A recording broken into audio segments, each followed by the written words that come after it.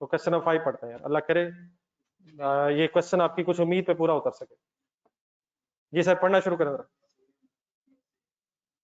The following information pertains to, कौन सा question पढ़ रहे हैं हम?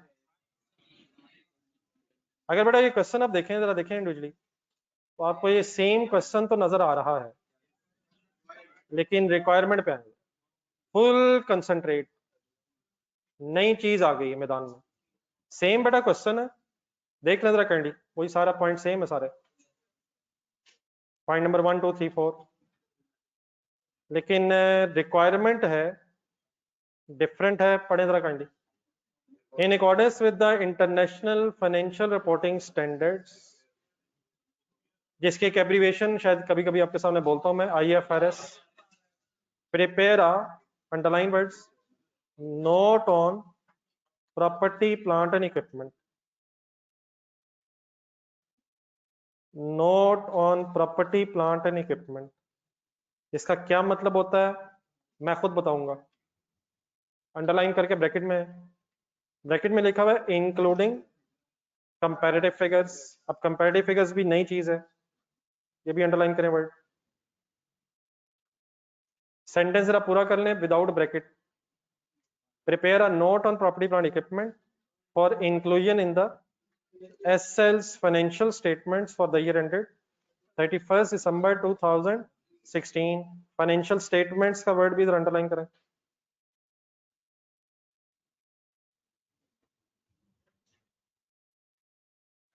Financial statements of 31st December 2016 में आपसे कोई note on property plant and equipment मांगा जा रहा है, और ब्रैकेट में लिखा हुआ है इंक्लूडिंग कंपैरेटिव। अब आ जाइए, जब 3 चीजें मैंने हाईलाइट की हैं, फाइनेंशियल स्टेटमेंट्स, कंपैरेटिव फिगर्स और note on property plant equipment, इनको मैं जरा एक एक करके जरा एक्सप्लेन कर दूं ये क्या कह रहा है। सबसे पहले तो फाइनेंशियल स्टेटमेंट्स का जब वर्ड यूज होता है, तो फाइनेंशियल स्टेटमेंट्स के वर्ड में 5 कंपोनेंट्स फाइनेंशियल स्टेटमेंट्स के जहन में आने चाहिए। फाइनेंशियल स्टेटमेंट्स मींस कौन सी स्टेटमेंट?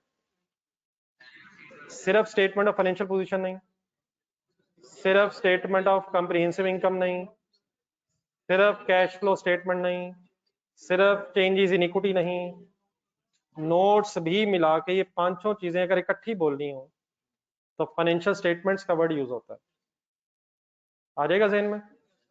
तो फाइनेंशियल स्टेटमेंट्स में से फर्स्ट लाइन में रिक्वायरमेंट की note on property plant equipment मांग रहा है। Note on property plant and equipment का मतलब ये है कि अब आपसे स्टेटमेंट ऑफ फाइनेंशियल पोजीशन में, स्टेटमेंट ऑफ कंप्रिहेंसिव इनकम में, कैश फ्लो में और चेंजेस इन इक्विटी में कुछ नहीं पूछा जा रहा, आपसे कुछ नोट्स में पूछा जा रहा है।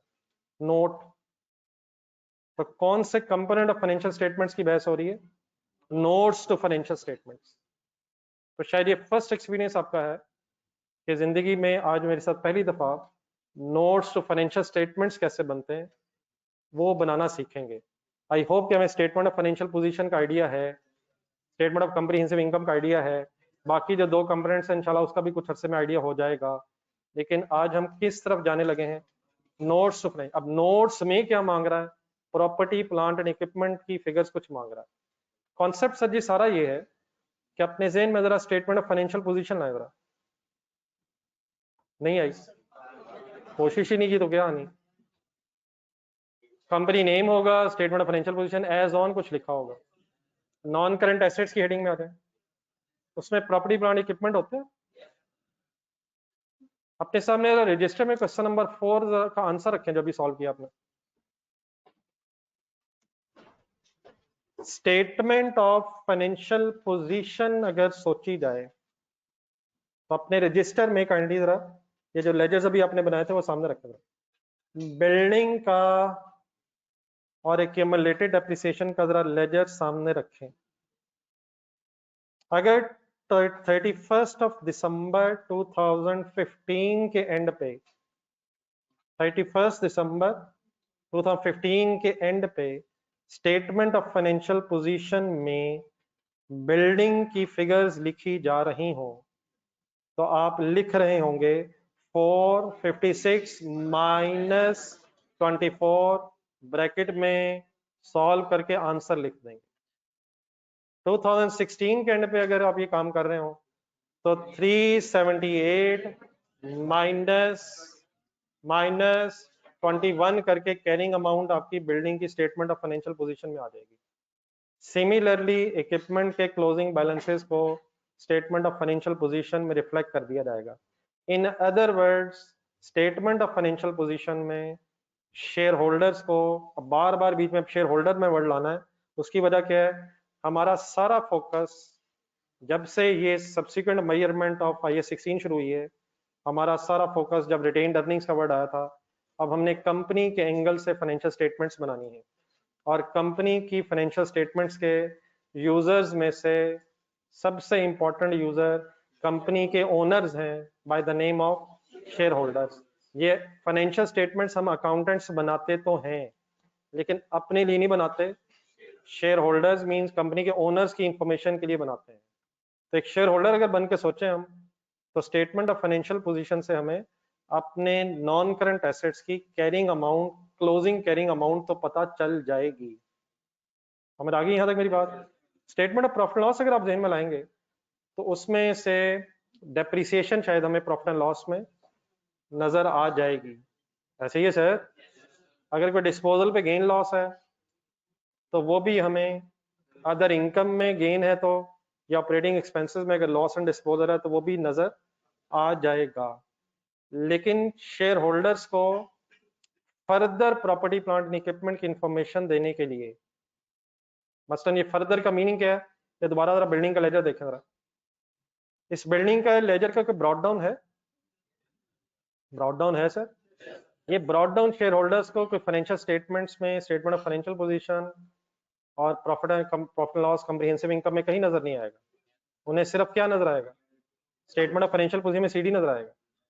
इसी तरह कितने सरप्लस की वजह से ये मशीनरी बढ़ी है या लॉस की वजह से कम हुई है, अगर कोई एडिशन हो जाए, डिस्पोजल हो जाए, तो ये जो एसेट के लेजर में इंफॉर्मेशन है उसमें से सिर्फ CDs तो नजर आ जाएंगे स्टेटमेंट ऑफ फाइनेंशियल पोजीशन में। लेकिन इस साल एडिशंस कितनी हुई, इस साल डिस्पोजल किसकी हुई, इस साल अगर रिवैल्यूएशन हुई तो सरप्लस कितना था, लॉस कितना था, ये सारी इंफॉर्मेशन हम अकाउंटेंट्स को लेजर्स में नजर आ रही है। नजर आ रही है सर। लेकिन शेयर होल्डर्स के पास ये इंफॉर्मेशन नहीं है। उन्हें स्टेटमेंट ऑफ फाइनेंशियल पोजीशन से सिर्फ क्लोजिंग मिलेगा और प्रॉफिट एंड लॉस से सिर्फ डेप्रिसिएशन या गेन लॉस ऑन डिस्पोजल मिलेगा। तो ये जो स्टैंडर्ड है IAS 16 का, आजकल हम प्रॉपर्टी प्लांट इक्विपमेंट का जो स्टैंडर्ड पढ़े उसका रेफरेंस IAS 16। तो IAS 16 जो प्रॉपर्टी प्लांट इक्विपमेंट का शेड्यूल है, सॉरी स्टैंडर्ड है, इस स्टैंडर्ड में ये रिक्वायर्ड है कि हम as an accountant share holders को नोट्स में जाके फर्दर भी कुछ चीजें एक्सप्लेन करके बताएं। हमें एज एन अकाउंटेंट ये कैसे पता चलेगा कि हमने शेयर होल्डर्स को और क्या क्या एक्सप्लेन करना है नोट्स में जाके? वो हर स्टैंडर्ड के एंड में डिस्क्लोजर्स लिखे होते हैं। तो अब हम इस वक्त करने के लगे हैं, आप क्वेश्चन नंबर 5 की रिक्वायरमेंट दोबारा देखें जरा। हम जब notes to property plant equipment का वर्ड कभी देखा करेंगे तो सबसे पहले तो किस कंपोनेंट पे हमारा ध्यान जाना चाहिए कि हमने नोट्स टू फाइनेंशियल स्टेटमेंट्स का कोई सफा बनाना है। अब उस सफे पे हमने क्या क्या लिखना है ये थोड़ी देर बाद में आपको बताता हूँ, आपके पास पेज पे लिखा भी हुआ है, हम फिर उसको अप्लाई भी करते हैं। तो सबसे पहली चीज, फाइनेंशियल स्टेटमेंट्स में से कौन सा कंपोनेंट बनाना है और उसमें कुछ फर्दर इंफॉर्मेशन देनी है। अब मैंने थोड़ा सा आपको आइडिया तो दिया, लेकिन इसके अलावा भी चीजें हैं, तो अभी वो मैं डिटेल में दोबारा बात करता हूँ हमने क्या क्या एक्सप्लेन करना है और फिर वो कैसे एक्सप्लेन करना है वो इंशाल्लाह करेंगे भी। एक वर्ड बीच में और है, उसका भी जरा अगर फाइनल पहले हम कर लें। एक वर्ड आया कंपैरेटिव फिगर्स, मिला कहीं सर? तो कंपैरेटिव का मीनिंग क्या है ये भी जरा एक सेकंड सुन भी लें और शायद ये छोटा सा फिर एक सेंटेंस आपने लिखना भी है साथ जरा। कंपैरेटिव का मीनिंग बताने से पहले आप जरा मुझे बताएं हमसे किस साल के एंड पे ये वर्किंग रिक्वायर्ड है? 31 दिसंबर 2016। अगर बेटा किसी क्वेश्चन में कंपैरेटिव वर्ड आ जाए, कंपैरेटिव फिगर्स का वर्ड आ जाए, तो उसका मीनिंग होता है कि जिस साल की इंफॉर्मेशन मांगी हुई है उस साल की इंफॉर्मेशन के साथ साथ उससे पिछले साल की इंफॉर्मेशन भी आपने देनी है। क्या वर्ड्स यूज किया मैंने? जिस साल के बारे में इंफॉर्मेशन मांगी हुई वो कौन सा साल है, लेकिन कंपैरेटिव का मतलब कि पिछली इंफॉर्मेशन, पिछले साल की भी, पिछले एक साल की इंफॉर्मेशन भी देनी है। इट मींस जब हम ये नोट बना रहे होंगे तो हमने 31 दिसंबर 2016 के एंगल से सिर्फ नहीं सोचना, हमें 31 दिसंबर 2015 की इंफॉर्मेशन भी डिस्क्लोज करनी है। अगर फॉर एग्जांपल किसी क्वेश्चन में लिखा हो कि financial statement for the year ended 31 दिसंबर 2020 बनाएं और साथ कंपैरेटिव का भी जिक्र हो, तो साथ कौन सा साल भी होगा, 31 दिसंबर 19 की इंफॉर्मेशन भी देनी है। अगर 15 विद कंपैरेटिव हो तो 14, अगर 23 विद कंपैरेटिव हो तो comparative simply means also present the figures of previous year. तो एक छोटा सेंटेंस जरा साथ लिखना, इसके पास जगह आपके।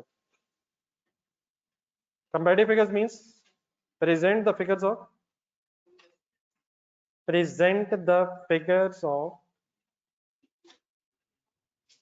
previous period as well। previous period as well का मतलब क्या है, 16 की इंफॉर्मेशन तो देनी ही है, लेकिन comparative means previous period means इस केस में 2017 या 15, जिस साल की इंफॉर्मेशन कह रहा है उससे पिछला साल आपने साथ प्रेजेंट करना है। यहाँ तक कुछ क्लियर हो गया? अच्छा, ये प्रेजेंट करना क्यों, डेफिनेटली इंशाल्लाह आगे चल के फर्दर मैं डिस्कस करूंगा, लेकिन थोड़ा सा आइडिया देने के लिए कि इसका क्या सिग्निफिकेंस है, इससे फायदा क्या होता है कि अगर आप करंट ईयर के साथ साथ पिछली फिगर्स भी शेयर होल्डर्स को दें तो उससे क्या फर्क पड़ता है या क्या फायदा होता है। कंपैरिजन फिगर का हो जाता है और कंपैरिजन करके फिर क्या फायदा हो जाता है, एक छोटी सी मैं एग्जांपल से आपको बताता हूँ। आप अपने ज़हन में स्टेटमेंट ऑफ प्रॉफिट लॉस को लाएं जरा। डेफिनेटली इस वक्त हम नोट्स के एंगल से कंपैरेटिव की बात कर रहे हैं, लेकिन बड़ा ये जो कंपैरेटिव होता है ये रियल लाइफ में इंशाल्लाह जब आप बड़े हो जाएंगे तो ये सारी फाइनेंशियल स्टेटमेंट्स के कंपोनेंट्स में बनता है। Mean statement of financial position भी कंपैरेटिव बनती है, आगे बोले जरा, स्टेटमेंट ऑफ कॉम्प्रिहेंसिव इनकम भी, इवन कैश फ्लो भी, चेंजेस इन इक्विटी भी, नोट्स भी, ये हमेशा कंपैरेटिव के साथ इसलिए बनते हैं क्योंकि अभी आप देखेंगे, मैं आपको छोटी सी एग्जांपल देता हूँ कि इससे जरा शेयर होल्डर्स को बिजनेस की सिचुएशन समझने में आसानी होती है। मसलन कैसे, मैं एक आसान सी एग्जांपल आपके सामने रखता हूँ। Statement of profit and loss में फॉर एग्जांपल 2016 में सेल है 50 मिलियन, मैंने प्रॉफिट एंड लॉस के एंगल से एक सेल आपको बताई है, बताएं कंपनी की परफॉर्मेंस कैसी है। ये तो आपको पता है कि 50 मिलियन सेल है, लेकिन इस साल कंपनी की परफॉर्मेंस पिछले साल के मुकाबले में इम्प्रूव हुई है या खराब हुई है, अभी आप कुछ नहीं कह सकते। लेकिन अगर फॉर एग्जांपल मैं आपसे कहूं कि last year figure of sale थी सपोज 20 मिलियन, तो जस्ट इसका क्या फायदा हुआ, एक ही फिगर लिखने से क्या फायदा हुआ, आपको फौरन पता चल गया कि कंपनी की परफॉर्मेंस इंप्रूव हुई है। लेकिन सपोज पिछले साल 120 मिलियन थी, तो इस कंपैरेटिव देने का क्या फायदा हो रहा है, शेयर होल्डर्स को डिसीजन लेने में कि कंपनी की परफॉर्मेंस कैसी जा रही है आसानी होगी। असल में जो शेयर होल्डर्स होते हैं और खासतौर पे लिस्टेड कंपनीज कौन सी होती हैं, तो ये लिस्टेड कंपनी के जो शेयर होल्डर्स हैं उनकी खास तौर पे ये फिर ख्वाहिश होती है कि अगर उन्हें महसूस हो कि जिस कंपनी के शेयर्स उनके पास हैं उस कंपनी की परफॉर्मेंस अच्छी नहीं जा रही, तो डेफिनेटली फिर उनका राइट है वो इस कंपनी के शेयर्स अगर चाहें तो बेच दें स्टॉक एक्सचेंज में और उसकी जगह किसी ऐसी कंपनी की शेयर्स, किसी ऐसी कंपनी के शेयर्स में इन्वेस्टमेंट करें जिनकी परफॉर्मेंस अच्छी जा रही है।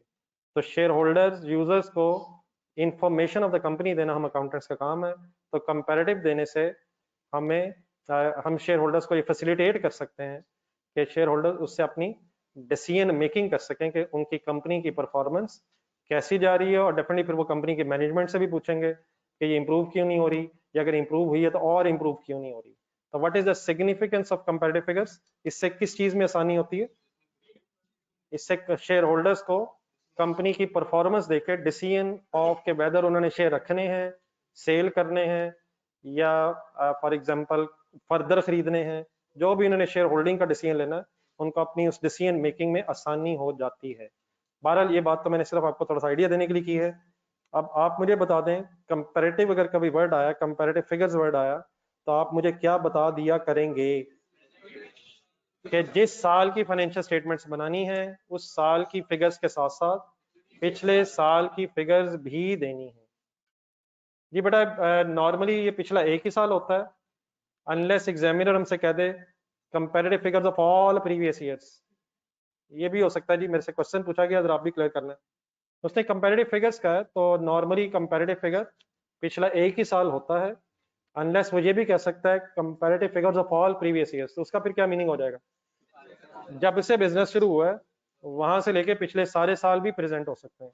डेफिनेटली अगर वो इन्फॉर्मेशन हो जाए तो उससे शायद पिछले सारे सालों का कंपैरिजन हो सकता है, लेकिन बाय डिफॉल्ट प्रीवियस 1 ईयर आपने ज़हन में रखना है कंपैरेटिव वर्ड के साथ, अनलेस वो फर्दर एक्सप्लेन करते हैं।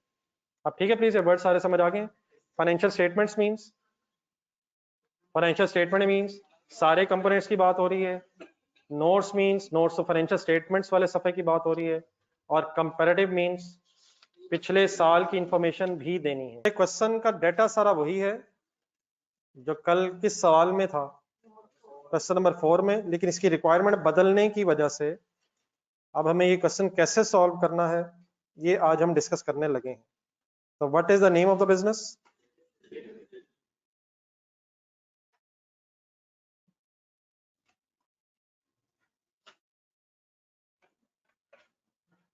बनाने क्या लगे आज हम? Notes to financial statements. Notes to financial statements किस साल के बनाने लगे हैं? For the year ended 31 December 2016। लेकिन यकीनन कंपैरेटिव भी बनाना है। कंपैरेटिव बनाने का क्या तरीका होता है ये इंशाल्लाह मैं अभी सब कुछ बताता हूँ। वो मैंने सर जस्ट एक थोड़ा सा आइडिया दिया था, इंशाल्लाह मैं आज डिटेल में और एक्सप्लेन करता हूँ। लेकिन कंपैरेटिव मींस क्या होता है, किस साल की फिगर्स भी बतानी है। 16 में अगर हम है तो इसका मतलब 2015 की फिगर्स भी बतानी। अब हमने वही अप्लाई करना है जो कल शुरू किया था पढ़ना और आज अभी कंप्लीट किया था। मींस से पेज नंबर 17 पे जो पढ़ा गया था वो भी काइंडली जरा एक उंगली रखनी है ताकि उधर देखते जाएं और इधर अप्लाई करते जाएं।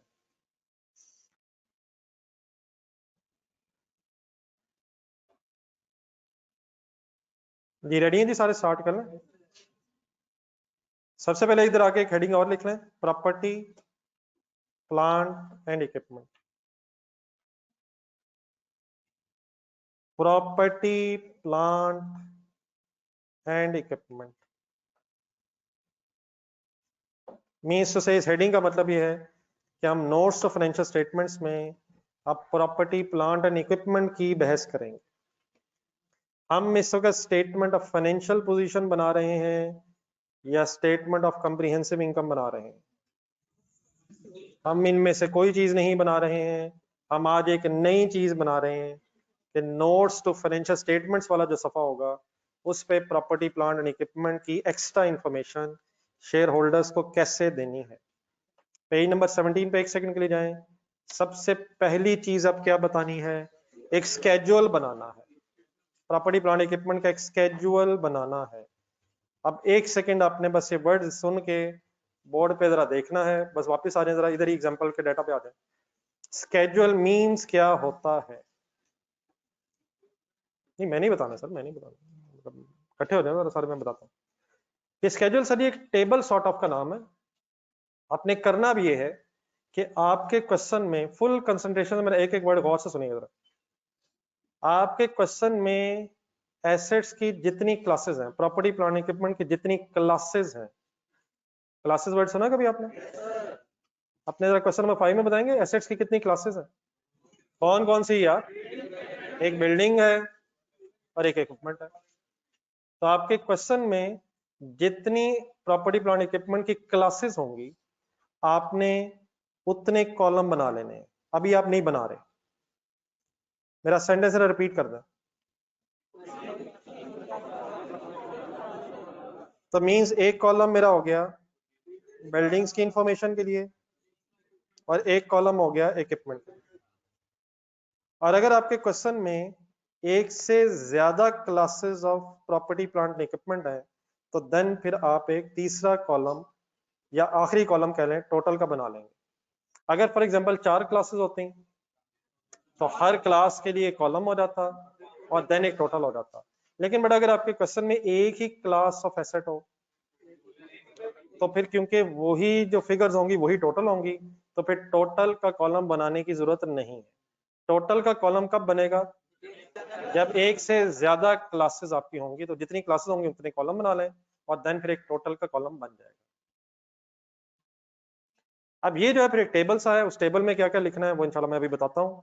लेकिन हमने इस क्वेश्चन में 2016 के साथ साथ कंपैरेटिव फिगर्स 2015 की भी देनी है। कल मैंने आपको बताया था कि कंपैरेटिव दिया जाता है, याद है वर्ड? कल मैंने जब आपको सेल्स के सामने कुछ फिगर लिख के जो भी बताई होंगी, फॉर एग्जांपल अगर 20 मिलियन लिखा होगा, तो मेरा ख्याल है कि मैंने पहले आपके सामने, चलिए फॉरगेट अबाउट दैट, जो भी कल लिखा था नया कर लेते हैं। For example statement of profit and loss है, ये तो याद है कि कल मैंने कुछ इस तरह का बताया था। तो सपोज हम 2020 पे हैं, 2020 में हैं, तो 2020 की सेल है सपोज 50 मिलियन। कंपैरेटिव ईयर कौन सा होगा? तो कंपैरेटिव ईयर फिर बाद में लिखा जाता है। पहले कौन सा ईयर लिखा जाता है? करंट ईयर, और बाद में कंपैरेटिव ईयर। तो फॉर एग्जांपल ये 20 मिलियन है, 30 मिलियन, जो भी फिगर है, इस वक्त मैं वो फिगर्स की बहस नहीं कर रहा। तरीका क्या है? पहले कौन सा ईयर और फिर कंपैरेटिव ईयर, ठीक है? वो एक हो या दो हो, जितने भी हो, करंट ईयर से स्टार्ट करना है। इन अदर वर्ड्स आपने बैकवर्ड्स जाना है, करंट ईयर से फिर पिछले सालों में जाना है। लेकिन अब मैं ये जो स्केड्यूल बना रहा हूं, इसमें हमारे सफे की लिमिटेशन ये होगी, पेज की लिमिटेशन, कि हम शायद इस तरह नहीं बना सकेंगे। डेफिनेटली पहले करंट ईयर ही आना है, पहले ये करंट ईयर की फिगर्स आएंगी और फिर 2015 भी एक्सप्लेन करना है। लेकिन क्योंकि ये 3 कॉलम्स हो गए हैं और लेफ्ट साइड पे हमने हेडिंग्स भी लिखनी है, तब हमारे पास जो पेज है, खासकर जो आपके पास पेज है, उसमें ये पॉसिबल नहीं रहेगा कि हम इसी तरह बाद में 3 कॉलम पिछले साल के भी बना लें। ये मेरी बात को समझ आ रही है? पिछले साल के भी हम 3 कॉलम इस तरह बनाएं, ये हमारे सफ़े पे पॉसिबल नहीं है। लेकिन अगर फॉर एग्जांपल सिर्फ बिल्डिंग होती, तो फिर हमने टोटल का कॉलम बनाना नहीं है। हिम्मत हिम्मत। फिर अगर बिल्डिंग का एक ही कॉलम है, तो वो करंट ईयर का पहले बन जाता और फिर बिल्डिंग का कंपैरेटिव ईयर का भी साथ ही बन जाता। तो अगर तो ये पॉसिबल हो, तो आप करंट ईयर और कंपैरेटिव ईयर आमने सामने बना दें। लेकिन अगर ये पॉसिबल ना हो, तो रिलैक्स रह के फिर क्या करें? फिर अब हम अपने पेज के पहले हिस्से पे, ऊपर वाले हिस्से पे करंट ईयर बना देंगे, और जब करंट ईयर का ये टेबल कंप्लीट हो जाएगा, तो करंट ईयर का टेबल कंप्लीट करने के बाद फिर हम इसी तरह का एक टेबल कंपैरेटिव ईयर के लिए नीचे जाके बना देंगे। तो असूलन कंपैरेटिव देना कैसे होता है? पहले करंट ईयर फिर कंपैरेटिव ईयर। अगर पॉसिबल हो जाए आमने सामने दे दें, करंट ईयर कंपैरेटिव ईयर। और अगर वो पॉसिबल ना हो because of the limitation of the page, तो पहले फिर करंट ईयर की सारी इंफॉर्मेशन लिख दें और बाद में फिर कंपैरेटिव ईयर अपने पेज पे नीचे जाकर, जब ये करंट ईयर का स्केड्यूल खत्म हो जाएगा, टेबल खत्म हो जाएगा, तो फिर नीचे जाके बना देंगे। मैं कुछ ज्यादा कंफ्यूज तो नहीं प्लीज कर रहा? करंट ईयर पहले आना है और कंपैरेटिव ईयर बाद में आना है। अगर पॉसिबल है तो आमने सामने लिख दें, और अगर वो पॉसिबल ना हो बिकॉज स्पेस लिमिटेशन है, तो फिर ऊपर नीचे बना लें। लेकिन पहले कौन सा? 16 करंट ईयर, और इंशाल्लाह फिर 15 बाद में हम बना लें। तो अब आप लोग यहाँ तक स्टार्ट कर लें, लेकिन आप नोट करें एक सेकंड कि मैंने कुछ लेफ्ट साइड पे जरा स्पेस रखी है कुछ लिखने के लिए। तो बल्कि बेहतर तो ये कि अगर मुझे थोड़ा सा स्टार्ट कर लेने दें, ताकि आपको एग्जैक्टली जरा आइडिया हो जाए। मसलन असल में कुछ थोड़ा सा रेस्टलेस हो जाते हैं कि कहीं खुदा ना खासा ये मिट ना जाए, तो इंशाल्लाह इसका कोई चांस नहीं है। अगर थोड़ा सा मुझे एक्सप्लेन कर लेते हैं तो शायद आपको आइडिया हो जाएगा कि ये लिखने के लिए कितनी स्पेस रखनी है। ठीक है सर, ये जो मैं टेबल बना रहा हूँ, इसी टेबल को आपने पेज नंबर 17 पे क्या कहा? ये स्केड्यूल है जिसका मैं बना रहा हूँ। देन सर इसमें अब करना क्या हमने? इसमें सर हमने जो करना है वो सब कुछ हमने अपने रजिस्टर पे कल क्वेश्चन नंबर 4 में कर लिया था। क्वेश्चन नंबर 4 और 5 का डाटा बिल्कुल सेम था, ये तो सबको याद है प्लीज। तो मैंने आपको पहले क्वेश्चन नंबर 4 इसलिए कल करवाया था क्योंकि अगर लेजर्स बन जाएं, बिल्डिंग का, इक्विपमेंट का, एक्यूमुलेटेड एप्रिसिएशन का, तो उन्हीं लेजर्स की बेस पे ये सब कुछ बन जाता है। तो आपसे जरा रिक्वेस्ट है कि आप क्वेश्चन नंबर 4 का आंसर अपने रजिस्टर में से जरा ढूंढ के सामने रखें।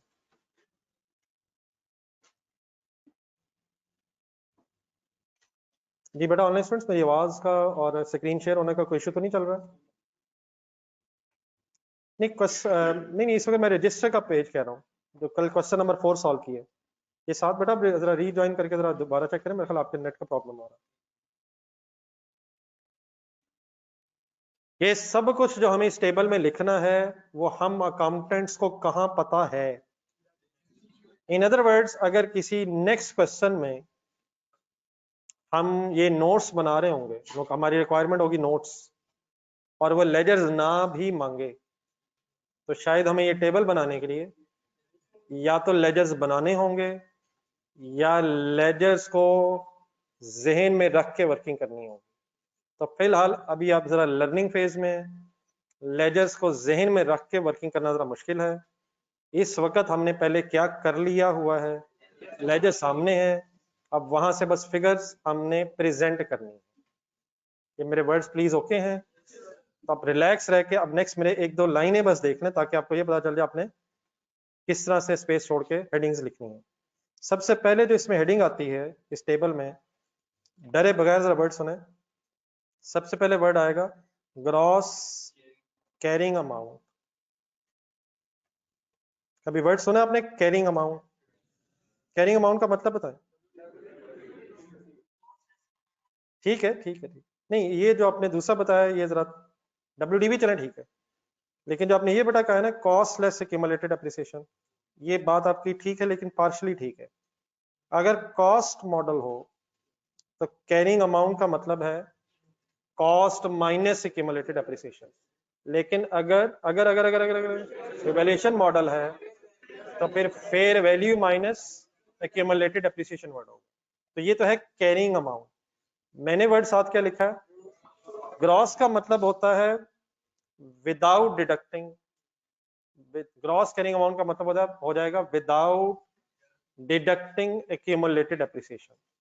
In other words, gross carrying amount के वर्ड में अगर कॉस्ट मॉडल है तो कॉस्ट कवर हो रही है, और अगर रिवैल्यूएशन मॉडल है तो फेयर वैल्यू वर्ड कवर हो रहा है। अगर सिर्फ कैरिंग अमाउंट वर्ड बोले तो एक्यूमुलेटेड डेप्रिसिएशन लेस करके बात हो रही है। ग्रॉस का मतलब विदाउट डिडक्टिंग एक्यूमुलेटेड डेप्रिसिएशन। तो यहां मैंने सिंपली कॉस्ट क्यों नहीं लिख दिया ग्रॉस कैरिंग अमाउंट की जगह? क्योंकि हो सकता है हमारे एसेट कॉस्ट मॉडल पे हो और ये भी हो सकता है कि रिवैल्यूएशन मॉडल पे हो, तो ग्रॉस कैरिंग अमाउंट का वर्ड किसे भी कवर करेगा और किसे भी कवर करेगा। कॉस्ट मॉडल है तो कॉस्ट को कवर करेगा, और रिवैल्यूएशन मॉडल है तो फेयर वैल्यू को कवर करेगा। लेकिन फिलहाल हमने जहां से स्टार्ट करना है वो ये है कि हम ग्रॉस कैरिंग अमाउंट का पेशेंस दिखाएं, पेशेंस दिखाएं, पेशेंस दिखाएं। ग्रॉस कैरिंग अमाउंट का पहले ओपनिंग ढूंढेंगे, डैश ओपनिंग, माइनस ओपनिंग या dash opening. Dash in sense या ब्रैकेट में चलो लिख देता हूँ। मींस हमने फिलहाल सबसे पहले क्या ढूंढना है? ग्रॉस कैरिंग अमाउंट का ओपनिंग ढूंढना है। कैसे ढूंढना है जरा एक सेकंड हमने लेजर्स में आया। हम इस वक्त 2016 की वर्किंग कर रहे हैं। बिल्डिंग का लेजर देखें, किस साल का लेजर देखेंगे? 2016 का देखेंगे क्योंकि 16 की बहस हो रही है। 2016 में आपको बिल्डिंग के लेजर में कोई ब्रॉड डाउन नजर आ रहा है? ये ग्रॉस फिगर नजर आ रही है, नेट नजर आ रही है? अलग-अलग लेजर्स बने हुए हैं, ये ग्रॉस फिगर है, एक्यूमुलेटेड एप्रिसिएशन तो अलग नजर आ रही है। बिल्डिंग के लेजर में क्या नजर आ रहा है? मत डरे मत डरे मत डरे, 456 नजर आ रहा है, नजर आ रहा है। फेयर वैल्यू है, ओके, रिवैल्यूएशन मॉडल है, ग्रॉस कैरिंग अमाउंट है। रुपीज इन मिलियंस में अगर लिख रहे हैं तो 7 रुपीज इन मिलियंस इस वर्ड लिख देंगे। ठहर जाए ठहर जाए ठहर जाए। इक्विपमेंट का लेजर ढूंढने जरा, किस साल का? 16 पे इतना फोकस क्यों है? क्योंकि 16 की वर्किंग हो रही है यार। ब्रॉड डाउन बताएं यार, ये तो कॉस्ट का ब्रॉड डाउन है यार, बाकी कॉस्ट का है तो कोई इशू नहीं है। यहाँ cost gross carrying amount, gross carrying amount का वर्ड किसको और किसको कवर करेगा? ठीक है बेटा 85। देन कैलकुलेटर पे क्या टोटल हो जाएगा?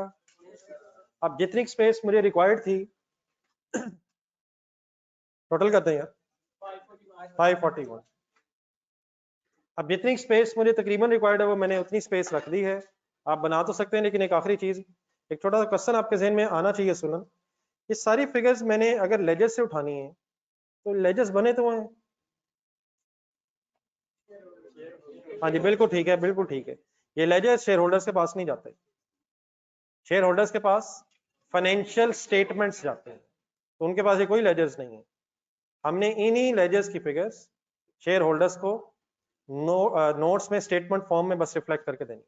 इन अदर वर्ड्स ये स्केड्यूल बनाना कोई नया कॉन्सेप्ट नहीं है, वही अकाउंटिंग के कॉन्सेप्ट है जिनकी बेस पे वर्किंग होगी है। ये शायद जस्ट एक प्रेजेंटेशन है जो शेयर होल्डर्स के लिए हम लेजर्स को देख के स्टेटमेंट फॉर्म में कर देंगे।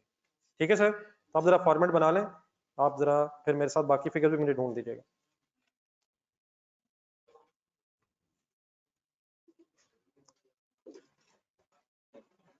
ये मेरा ख्याल ऊपर आपने फॉर द ईयर एंड तक तो लिख दिया था शायद, तो उसके बाद फिर प्रॉपर्टी प्लान इक्विपमेंट हेडिंग लिख लें और देन बाकी फिर बोर्ड पे आपको जिस तरह से नजर आ रहा है काइंडली नोट कर लें।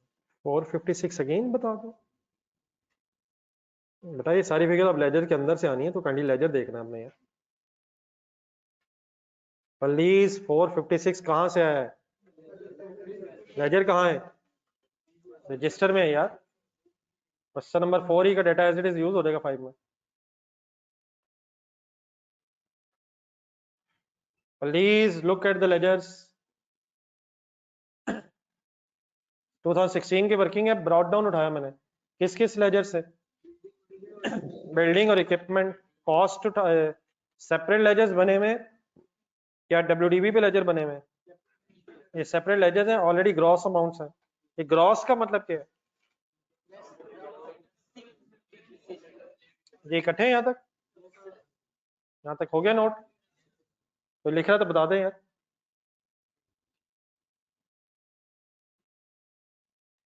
देन सर अब एक फॉर्मेट्स है, ये डेफिनेटली आपको नहीं पहले फॉर्मेट पता, मैं फॉर्मेट की वर्ड्स लिखता जाऊंगा, आपने अकॉर्डिंगली फिगर्स ढूंढनी है और इंशाल्लाह हम प्रैक्टिस करेंगे तो ये फॉर्मेट आपको याद हो जाएगा। नेक्स्ट बेटा फिर ढूंढना होता है एक्यूमुलेटेड डेप्रिसिएशन का ओपनिंग।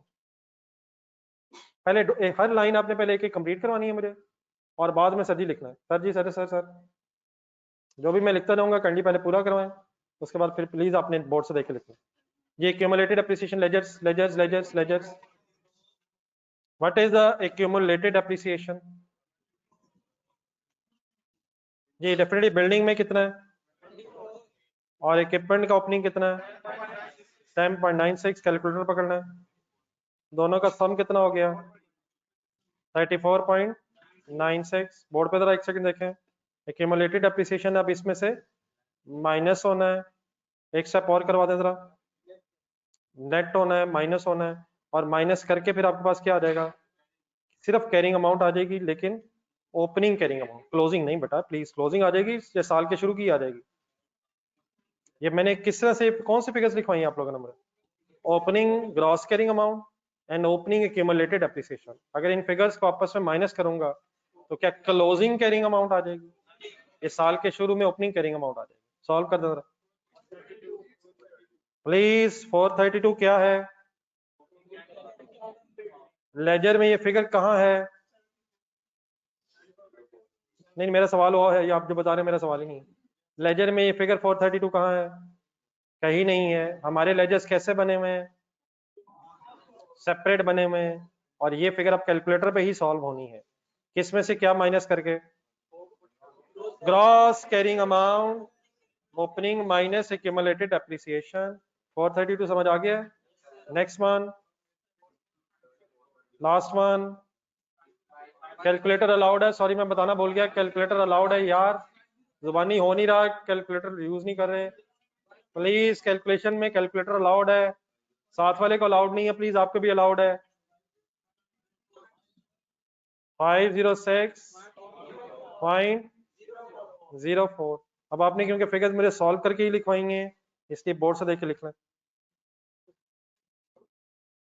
ऐसे ही नंबर बार बार थोड़ी सॉल्व करनी है।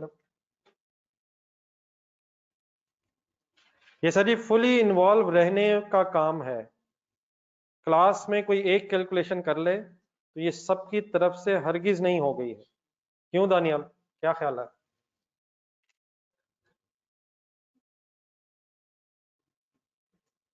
दानियल आप आज जरा अपने दोस्त से दूर है, तो मैंने कहा मैं दानियल का जरा साथ दे देता हूँ। जी ऑनलाइन स्टूडेंट्स क्लियर है प्लीज?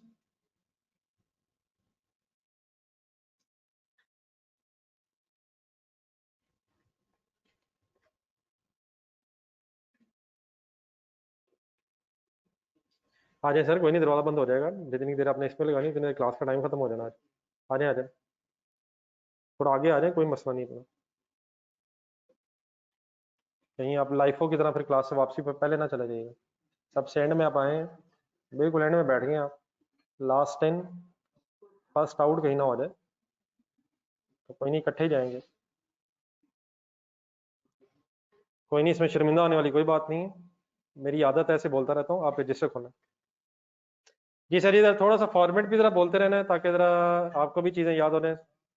क्या ढूंढना है सबसे पहले, फिर क्या ढूंढना है, फिर क्या फाइंड आउट कर लेना है। जब ये हो जाएगा तो नेक्स्ट हेडिंग लिखें। फिर हम ढूंढेंगे कोई एसेट्स में एडिशन तो नहीं है।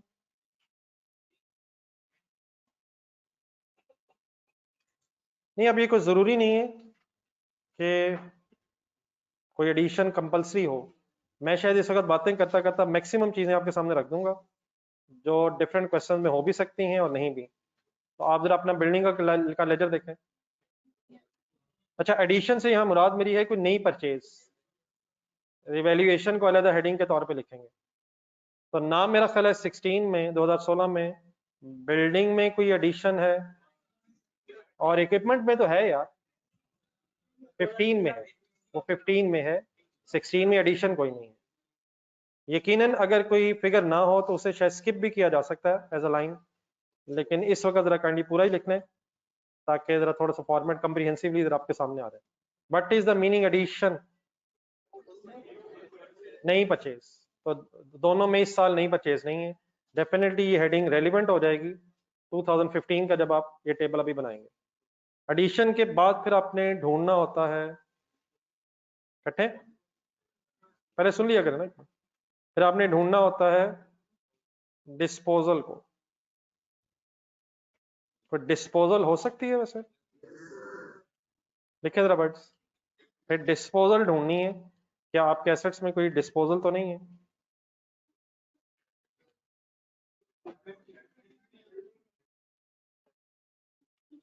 अब एक सबसे इंपॉर्टेंट इशू आ रहा है, मेरे साथ रहिएगा जरा। बिल्डिंग में कोई डिस्पोजल हरगिज नहीं है 2016 में, लेकिन इक्विपमेंट का लेजर प्लीज सामने रखें।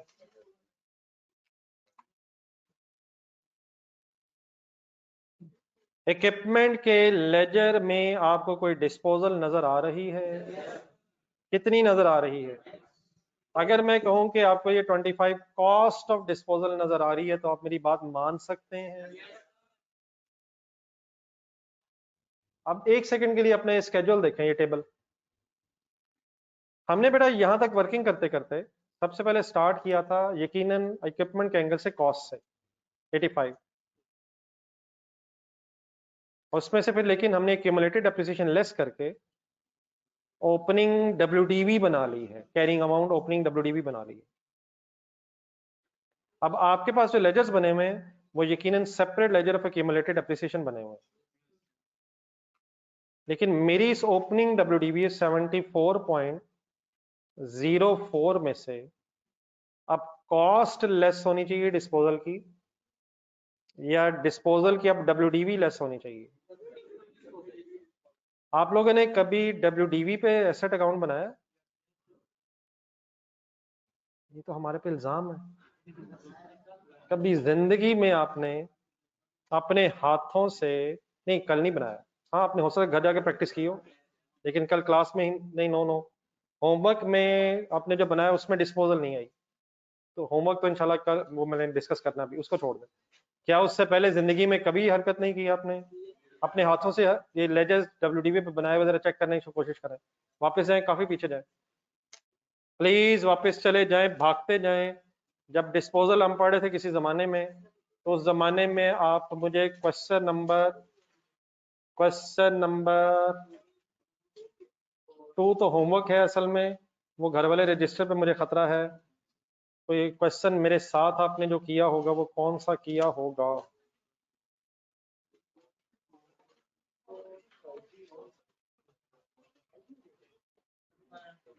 मेरा ख्याल है कि मेरे साथ आपने एक अजफर एंड कंपनी वाला क्वेश्चन जरूर किया होगा। क्वेश्चन नंबर 4 जरा ढूंढना। यकीनन आपने क्वेश्चन नंबर 2 भी किया हुआ है, लेकिन उसका खदशा रहता है ना, होमवर्क कोई अपने घर वाले रजिस्टर पे कर लेता था, वो फिर मिलता नहीं इस टाइम। क्वेश्चन नंबर 4 नहीं नहीं, ये मैं मजाक नहीं कर रहा, बहुत सारे लोगों ने लिया हुआ है घर वाला register. Question number 4 sir, question number 4 Azfar and company, उसका एसेट अकाउंट जरा देखें, किस नाम से एसेट अकाउंट बना हुआ है। उस मशीनरी अकाउंट में देखें कि आपको रेफरेंस डिस्पोजल नजर आ रहा है? नहीं नजर आ रहा है यार, नहीं नजर आ रहा। ये जो रेफरेंस डिस्पोजल के सामने फिगर नजर आ रही है, ये फिगर जरा ढूंढे कहां से आई है। नहीं, कहां से आई है, कहां से आई है? प्लीज कंफर्म, कंफर्म वर्किंग चाहिए डेफिनेटली। वर्किंग्स में ढूंढे जरा। वर्किंग में WDV आपने कैलकुलेट करके उठाई हुई है या कॉस्ट उठाई हुई है? तो बेटा अगर एसेट अकाउंट WDV पे बन जाए तो फिर डिस्पोजल कॉस्ट पे रिकॉर्ड नहीं होती, फिर WDV पे रिकॉर्ड होती है। याद आ गया वर्ड? डिस्पोजल की एंट्रीज डिवाइस कर लें। हाँ, एंजॉय करते हैं यार। कैश मिले तो क्या एंट्री होती है? फिर अगर एसेट अकाउंट कॉस्ट पे हो या एक्यूमुलेटेड एप्रिसिएशन अकाउंट अलग होगा फॉर एग्जांपल, तो डिस्पोजल डेबिट एसेट या मशीन क्रेडिट एट कॉस्ट होती है। लेकिन यही एंट्री डिस्पोजल डेबिट और एसेट क्रेडिट फिर WDV पे होती है अगर एक्यूमुलेटेड एप्रिसिएशन का लेजर अलहदा ना बना हो। यहां तक डन है। अब वापस आए क्वेश्चन नंबर 4 के आंसर में। यकीनन हमने separate ledgers of accumulated appreciation बनाए हुए हैं, लेकिन ये स्केड्यूल जिस तरीके से बन रहा है, इस स्केड्यूल को बनाते बनाते हमने ग्रॉस कैरिंग अमाउंट को सिर्फ कैरिंग अमाउंट ऑफ ओपनिंग में कन्वर्ट किया हुआ है। इसलिए इस कॉलम में फिगर्स लिखते हुए अब हम कॉस्ट माइनस नहीं कर सकते। हमें क्या माइनस करना होगा? डिस्पोजल की WDV माइनस करनी होगी। क्या हमारे वही लेजर्स जो हमने बनाए हुए हैं हमें हेल्प कर सकते हैं कि हम डिस्पोजल की WDV ढूंढ लें? आए जरा रिलैक्स होकर अपने क्वेश्चन नंबर 4 पे आए। आपको पता है इक्विपमेंट की कॉस्ट क्या है जिसको बेचा है? प्लीज क्या है? और एक्यूमुलेटेड एप्रिसिएशन के लेजर में जाएं, क्या वहां आपको डिस्पोजल की एक्यूमुलेटेड डेप्रिसिएशन भी नजर आ रही है? तो अगर मैं किस में से क्या माइनस करूं तो अल्हम्दुलिल्लाह क्या आ जाएगा? कॉस्ट ऑफ एसेट में से अगर एक्यूमुलेटेड डेप्रिसिएशन माइनस कर दूंगा तो हमारे पास डिस्पोजल की WDV भी आ जाएगी। तो स्केड्यूल बनाते हुए जब हम डिस्पोजल तक पहुंचेंगे तो किस को किस में कन्वर्ट करके कैसे लिख लिया करेंगे? तो वर्किंग जरा मुझे बोल देंगे, मैं इस क्वेश्चन में कैसे वर्किंग कर लूं? 25 माइनस या प्लस या 5.7। प्लीज यार मुझे पहले फिगर तो लिखवा दियो यार, हम भी अभी लिख रहे हैं, हमें भी नहीं पता 7 के बाद क्या है। प्लीज कैलकुलेटर पे यार, खुदा के लिए 6 है यार। अब इज इक्वल टू दबाएं कैलकुलेटर पे। 19.24 क्या है? पूरे वर्ड बोलें। WDV ऑफ डिस्पोजल है। डिस्पोजल करने से एसेट बढ़ेगा या कम हो जाएगा? तो ब्रैकेट मैंने क्यों लगाई? क्योंकि एसेट क्रेडिट हो रहा है। अगर कोई एडिशन होती तो क्या उसे आप पॉजिटिव लिखते या नेगेटिव लिखते? एडिशन है तो डेबिट हो रही है, ऐड हो जानी थी। डिस्पोजल है तो क्रेडिट हो गई है। क्योंकि एक ही डिस्पोजल है, बिल्डिंग में है नहीं, तो इसलिए इस रो का टोटल भी 19.24 होना कोई सरप्राइजिंग न्यूज नहीं है। प्लीज अपने हाथ से नोट करें और इसकी तरह वर्किंग भी लिखने जहां हुई है। हमारी भी कुछ समझ नहीं आती है, कभी हम कॉस्ट पे रिकॉर्ड करते हैं डिस्पोजल और कभी WDV पे करते हैं। आई होप कि मेरे अलावा आपको क्लियर है हम कब कॉस्ट पे करते हैं और कब डब्ल्यूडीवी पे करते हैं? तब कॉस्ट पे करते हैं और तब डब्ल्यूडीवी पे करते हैं। तब और तब ही आपने बताना है यार। कब कॉस्ट पे डिस्पोजल की एंट्री करते हैं? जब सेपरेट लेजर एक्यूमुलेटेड एप्रिसिएशन का बना हो, और जब ना बना हो तो डब्ल्यूडीवी पे करते हैं। तो यहाँ तो सेपरेट लेजर बना हुआ था, लेकिन शेयर होल्डर्स को जब फिगर एक्सप्लेन करके हम दे रहे हैं तो वो सेपरेट फिगर्स नहीं आ रही, ऊपर जो फिगर थी वो अब डब्ल्यूडीवी में कन्वर्ट हो चुकी है। आई होप कि मैं कुछ समझा पाया हूँ। क्या समझा पाया हूँ यार? डिस्पोजल के सामने कौन सी अमाउंट ढूंढा करेंगे, स्केड्यूल बनाते हुए कौन सी अमाउंट ढूंढा करेंगे, और डब्ल्यूडीवी ऑफ डिस्पोजल कैसे फाइंड आउट कर लिया करेंगे? Cost minus accumulated appreciation. Done है सर? डन है सर? डन है सर? देन मजा ही बड़ा आ रहा है, लेकिन डेफिनेटली नमाज भी पढ़नी है। दो फिगर्स बस और करके इंजॉयमेंट को यहीं छोड़ देंगे और बाकी इंजॉयमेंट कल यहीं से स्टार्ट करेंगे। दोबारा asset accounts, building account, accumulated appreciation account. क्या इनमें कुछ और चीजें भी नजर आ रही हैं आपको? तरतीब मेरी रख लें। सबसे पहले मुझे अब यहाँ रिवैल्यूएशन ढूंढ दें जरा।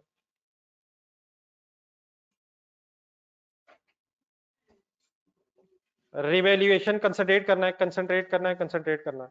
मैंने वर्ड लिखा है रिवैल्यूएशन। क्या रिवैल्यूएशन के रिजल्ट में सरप्लस लॉस दोनों हो सकते हैं? अगर सरप्लस होगा तो ऐड कर देंगे, डेबिट हो रहा है ऐड कर देंगे, और अगर लॉस होगा तो लेस कर देंगे। अगर हम 2016 की वर्किंग कर रहे हैं, बिल्डिंग के लेजर में पहुंच जाएं, फुल कंसंट्रेशन से बिल्डिंग का लेजर देखें, आपको नजर आ रहा है कितना लॉस है। इन्ना लिल्लाहि व इन्ना इलैहि राजिऊन है। 27 दो दफा नजर आ रहा है, लेकिन लॉस के सामने तो सिर्फ 27 लिखा हुआ है। नहीं बेटा प्लीज, ऐसे नहीं है। सरप्लस के सामने भी लॉस ही लिखा हुआ है। हुआ यह है, वो लॉस सरप्लस से एडजस्ट हुआ हुआ है। 27 देख के एक डबल एंट्री हो जाए यार, प्लीज शुरू हो जाए यार। Surplus debit 27, loss debit 27, building credit by 54 ही है। लॉस और सरप्लस क्रेडिट हुए हैं, मैं डेबिट बोली जा रहा हूं यार। रेफरेंस ऑपोजिट लिखे हुए हैं। सरप्लस डेबिट हो रहा है, हिम्मत। लॉस भी डेबिट हो रहा है। एसेट कितने से क्रेडिट हो रहा है? तो क्योंकि ये कॉलम बिल्डिंग का है या सरप्लस का है?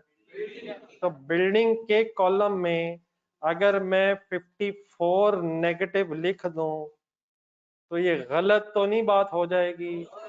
ये बेटा समय लेजर को स्टेटमेंट फॉर्म में कन्वर्ट कर रहे हैं। जब लेजर आप बनाते हैं तो डेफिनेटली ऑपोजिट रेफरेंसेस लिखने होते हैं। तो ऑपोजिट साइड पे क्योंकि रेफरेंसेस दो हो गए थे, इसलिए 54 को हमें ब्रेक करके लिखना पड़ रहा था। तो यहाँ ब्रेक करने की जरूरत नहीं है। रिवैल्यूएशन पे लॉस हुआ है। कितना लॉस हुआ है? 27 हुआ है। पुलिस टोटल 54 हुआ है। एसेट में ऐड करूं या लेस करूं? हाँ डेफिनेटली हम अपनी याद दहानी के लिए लिख लेते हैं कि 27 और 27 ऐड होकर टोटल लॉस आ गया है। पॉजिटिव लिख दूं या नेगेटिव लिख दूं? वाई नेगेटिव यार?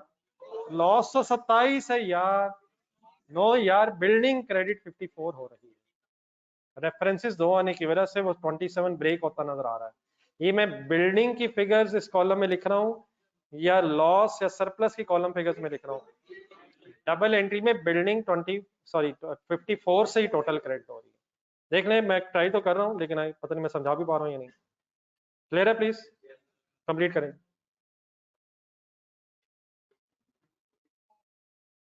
ये ऑनलाइन स्टूडेंट्स ट्राई कर रहे हैं प्लीज।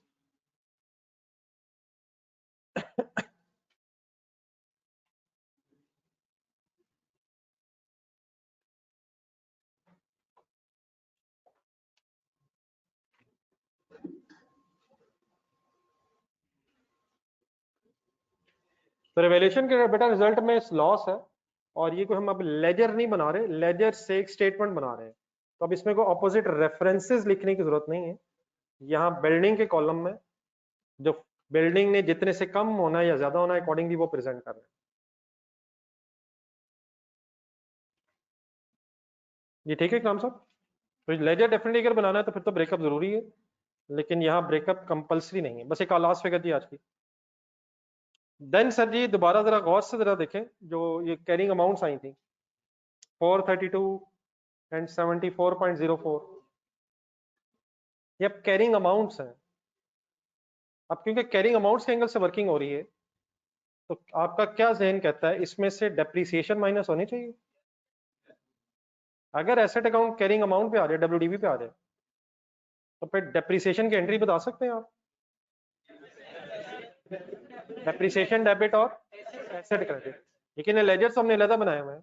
लेकिन यहाँ क्योंकि अब ओपनिंग कैरिंग अमाउंट बनी हुई है, तो जिस तरह से डिस्पोजल की डब्ल्यूडीवी आ रही है, इस तरह डेप्रीसिएशन का सेकंड इफेक्ट भी अब बिल्डिंग से और इक्विपमेंट में से माइनस होना है। मेरी बात को समझ आई है किसी को? यार वहां तो डेप्रीसिएशन आपने बिल्डिंग में से लेस की नहीं हुई है, वहां भी लेस की हुई, लेकिन सेपरेट लेजर। यहाँ सेपरेट लेजर की बहस खत्म हो गई है, क्योंकि हमने ओपनिंग कैरिंग अमाउंट बना ली थी। तो डेप्रीसिएशन क्या फिर इस कैरिंग अमाउंट में से लेस करके क्लोजिंग कैरिंग अमाउंट आएगी? तो नेक्स्ट वर्ड्स के आगे प्लीज, डेप्रीसिएशन। अब लेस की बेटा लिखने की जरूरत नहीं है, जब हम आगे प्लस से माइनस करेंगे तो अकॉर्डिंगली फिगर्स पता चल जाएंगे। नहीं समझ आई? ये डेप्रीसिएशन तो लेजर लेजर में होती है और है, लेकिन यहाँ क्या हो रहा है, हमने ओपनिंग डब्ल्यूडीवी बना ली है। इट मींस हमारा ये सॉर्ट ऑफ स्केड्यूल जो है, ये टेबल जो है, अब डब्ल्यूडीवी का सॉर्ट ऑफ लेजर बना हुआ। तो डेप्रिसिएशन ढूंढ देंगे जरा मैं 2016 की, प्लीज प्लीज। बिल्डिंग की कितनी? 21, और इक्विपमेंट की कितनी? टोटल बता दें। अच्छा, इसका पहले का भी टोटल 54 एज इट इज हो जाएगा, क्योंकि इक्विपमेंट में कोई रिवैल्यूएशन नहीं है। साथ साथ रोज में भी कंप्लीट करना। 6.39 फिगर्स प्लीज ढूंढ रहे हैं हम। 27.39, 27.39। Any confusion? Any confusion? कोई एंट्री सुना देंगे इस डेप्रिसिएशन की? यहाँ मैं जो लिख रहा हूँ, क्या लिख रहा हूँ? और बिल्डिंग और इक्विपमेंट क्रेडिट, बिकॉज अब ये फिगर्स डब्ल्यूडीवी के एंगल से कैलकुलेट हो रहे हैं। बस जाते जाते एक आखिरी चीज आज बता दें आज की, बाकी इंशाल्लाह डिस्कशन कल यहाँ से शुरू करेंगे। ये अपना जरा बिल्डिंग अकाउंट देखें। आपके बिल्डिंग अकाउंट में और साथ उसके क्यूमुलेटेड एप्रिसिएशन अकाउंट में 2016 ही की बहस हो रही है। एक एलिमिनेशन की एंट्री लिखी हुई है। एलिमिनेशन की एंट्री से क्यूमुलेटेड एप्रिसिएशन डेबिट और बिल्डिंग क्रेडिट का एक रेफरेंस बना हुआ है, तो वो फिगर भी तो यहाँ आनी चाहिए।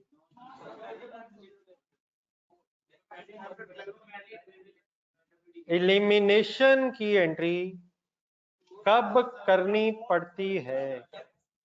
अगर एसेट अकाउंट और एक्यूमुलेटेड एप्रिसिएशन अकाउंट अलग बन रहा हो।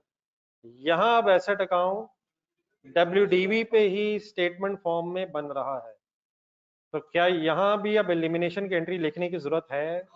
वहां क्यों लिखी हुई है, यहाँ क्यों जरूरत नहीं है? यहाँ डब्ल्यूडीवी की बेस पे वर्किंग हो